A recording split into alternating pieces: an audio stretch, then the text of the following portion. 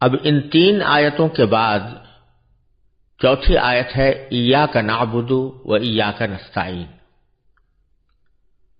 جس کے معنی یہ ہے کہ اللہ ہم آپ ہی کی عبادت کرتے ہیں اور آپ ہی سے مدد مانگتے ہیں۔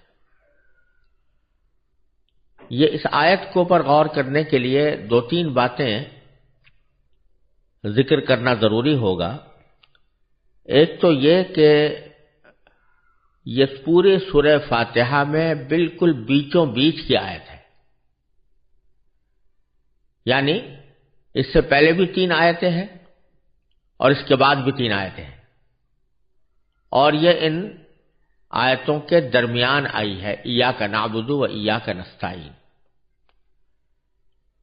دائیں طرف بھی تین اور بائیں طرف بھی تین آیتیں موجود ہیں، اور ان کے درمیان میں یہ جملہ ارشاد فرمایا گیا ایاک نعبد و ایاک نستعین۔ اس سے کچھ ایسا لگتا ہے کہ یہ سورہ فاتحہ کا بنیادی مرکز ہے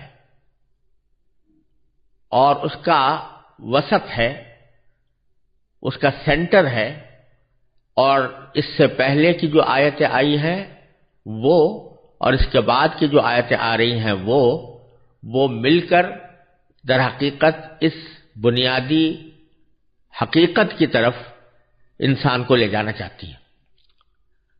اب تک کی جو تین آیتیں آئی تھیں اس میں الحمدللہ رب العالمین، الرحمن الرحیم، مالک یوم الدین، تینوں میں اللہ تعالی کی صفات کا بیان تھا۔ اب بندے کی زبان سے یہ کہلوایا جا رہا ہے کہ بندے کو یہ کہنا چاہیے کہ اے اللہ ہم آپ ہی کی عبادت کرتے ہیں اور آپ ہی سے مدد مانگتے ہیں۔ غور کیا جائے تو در حقیقت سورہ فاتحہ کا یہ مرکز ایک بندے کا اللہ تبارک و تعالی سے ایک معاہدہ کرا رہا ہے، ایک عہد کرا رہا ہے۔ عہد دو باتوں کا، ایک یہ کہ ہم عبادت صرف آپ کی کریں گے، کسی اور کی نہیں، اور دوسرے یہ کہ مدد ہم صرف آپ ہی سے چاہیں گے، کسی اور سے نہیں۔ تو دو لفظ استعمال کیے گئے ہیں، ایک عبادت اور ایک استعانت۔ تو عبادت کے لفظ میں ایک خاص مفہوم کی طرف اشارہ ہے اور استعانت میں ایک دوسرے مفہوم کی طرف اشارہ ہے۔ عبادت کے جو لفظ ہے اسی کو قرآن کریم نے انسان کی زندگی کا بنیادی مقصد قرار دیا ہے۔ چنانچہ سورہ ذاریات میں اللہ تبارک و تعالی نے ارشاد فرمایا کہ وَمَا خَلَقْتُ الْجِنَّ وَالْإِنسَ إِلَّا لِيَعْبُدُونَ، میں نے جنات اور انسانوں کو کسی اور کام کے لیے نہیں بلکہ صرف اس لیے پیدا کیا ہے تاکہ وہ میری عبادت کریں۔ اس طرح اللہ تبارک و تعالی نے قرآن کریم میں صاف صاف یہ بات واضح فرما دی کہ انسان کے اس دنیا میں آنے کا بنیادی مقصد اللہ تبارک و تعالی کی عبادت ہے۔ یہ ہے وہ بنیادی مقصد جس کے تحت انسان کو اس دنیا میں بھیجا گیا۔ عبادت کیا ہے؟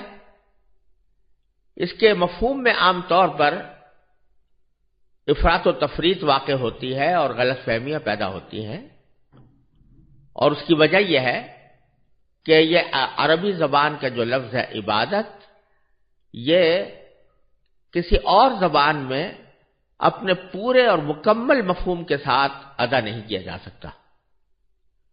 جب ہم اس عربی لفظ کا کسی اور زبان میں ترجمہ کرتے ہیں تو اس کا مفہوم بہت محدود ہو جاتا ہے۔ مثلا اردو یا ہندی میں اگر اس کا ترجمہ کیا جائے تو پوجنا ہوگا، فارسی میں کیا جائے تو پرستش ہوگا، انگریزی میں کیا جائے تو ورشپ ہوگا۔ یہ تینوں الفاظ در حقیقت عبادت کے وسیع مفہوم کو پوری طرح ادا نہیں کرتے،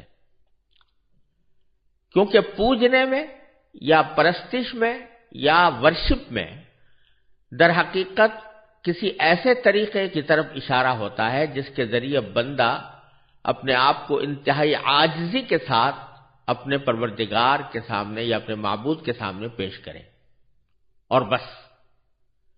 لہذا جو عبادت کے خاص طریقے ہیں انہی کو پرستش یا پوجا یا ورشپ کہا جا سکتا ہے۔